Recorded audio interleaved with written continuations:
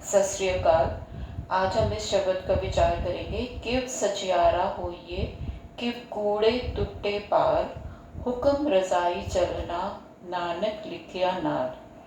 तो इस शब्द में गुरु नानक देव जी में क्या बता रहे हैं? ये शब्द जपजी साहब से लिया गया है, जो गुरु ग्रंथ साहिब जी के अंग 1 पर है।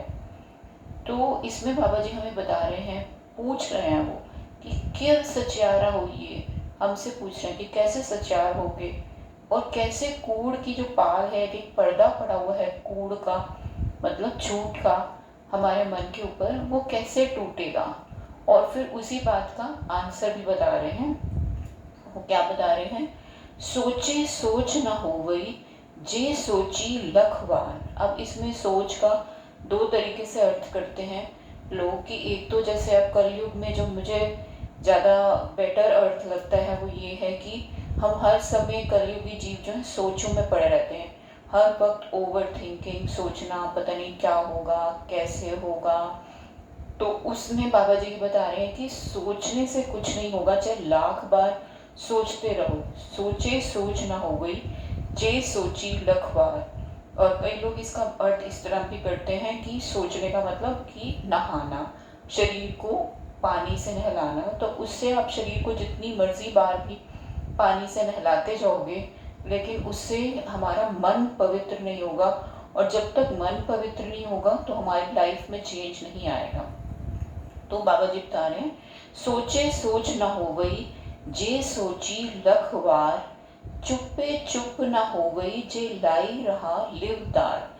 चुप रहने से, अगर हमें चुप बैठ जाएं, जैसे मान लो किसी से गुस्सा भी हो जाता है तो चुप होके बैठ जाते हैं, पर मन तो कंटिन्यूअसली अंदर से बोलता रहता है। तो बैठे हुए हैं चुप, लेकिन अंदर से अगर मन शांत नहीं है तो उससे कोई फायदा नहीं होगा। मन को स्ट्रेंथ या सपोर्ट कह लो या बल नहीं मिलेगा। चुप्पे चुप न हो गई, जे लाए रहा लिवतार। भूखियां भूख ना उतरे, जे बनना पुरियां भार। मतलब पुरियों का भार बहुत ज़्यादा, जैसे होता है ना, बहुत हद से ज़्यादा चीज़ें हम इकट्ठी करते रहते हैं, भार अपने मन पे जितनी मर्जी, जो हमारा मन करता है ये चाहिए वो चाहिए, सब कुछ इकट्ठा करते रहते हैं। लेकिन उससे हमारे मन की हम फिर भी देखते हैं कि भूख तो उतरती नहीं है। कितनी भी हम चीज़ें इकट्ठी कर लें, लेकिन मन की भूख उससे नहीं ठीक हो सकती। तो बाबा जी ने क्या बोला है कि भूखियाँ भूख ना उतरे, जे बनना पुरियां भार। पुरियों का भार भी अगर हम भर ले मन के ऊपर, तो भी हमारी भूख जो है वो शांत नहीं होगी।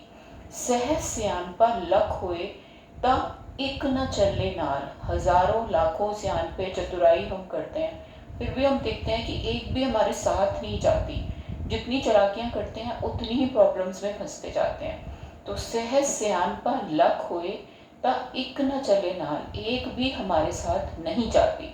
फिर बाबा जी पूछते हैं कि किव सचियारा हुई है, क्यों कूड़े टूटे पाल। तो कैसे सचार बने, कैसे कूड़ की पाल टूटे हमारे मन से? तो उसमें उन्होंने आंसर दिया है, हुक्म रजाई चलना, नानक लिखिया नार। मतलब जो हमारे साथ हुक्म लिखा हुआ है परमात्मा प्रभु ने हमारे साथ, हर एक जीव के साथ, उसके कर्मों के अनुसार, और जो प्रभु की रिक्वायरमेंट है कि इस दुनिया में जो काम उसको कराना है, उसके हिसाब से हर जीव के साथ उसने एक अलग हुक्म लिखा हुआ है। तो उस हुक्म को टाइम टू टाइम पहचानते रहना और उस हुक्म के हिसाब से चलना ही एक्चुअली में हमें सच्चारा बना सकता है। जब हमारा मन सच्चा होता है तो ही हम हुक्म पहचान के उस पर चल सकते हैं। नहीं तो कई बार हमें पता भी चलता है कि प्रभु हमसे ये चाह रहा है, ये करवाना चाह रहा है, हमें समझ भी आता है, पर हम चल नहीं पाते क्योंकि हमारा मन चालाकियाँ और क्लेवरनेस कर रहा होता है। तो उस हुक्म पे जब चल नहीं पाता तो वो झूठ की जो पर्दा हर टाइम पड़ा रहता है और हर टाइम हम दुखी रहते हैं। तो इस शब्द में जपजी साहब के की शुरुआत का ही इसमें सारे लाइंस हैं। तो बहुत अच्छा ये शब्द है, इसको जो मैंने अपलोड किया है ट्यून्स और नोटेशंस के साथ। तो जिसने नहीं दिखा वो प्लेलिस्ट में जाके देख सकता है। वाहिगुरू जी का खालसा, वाहिगुरू जी की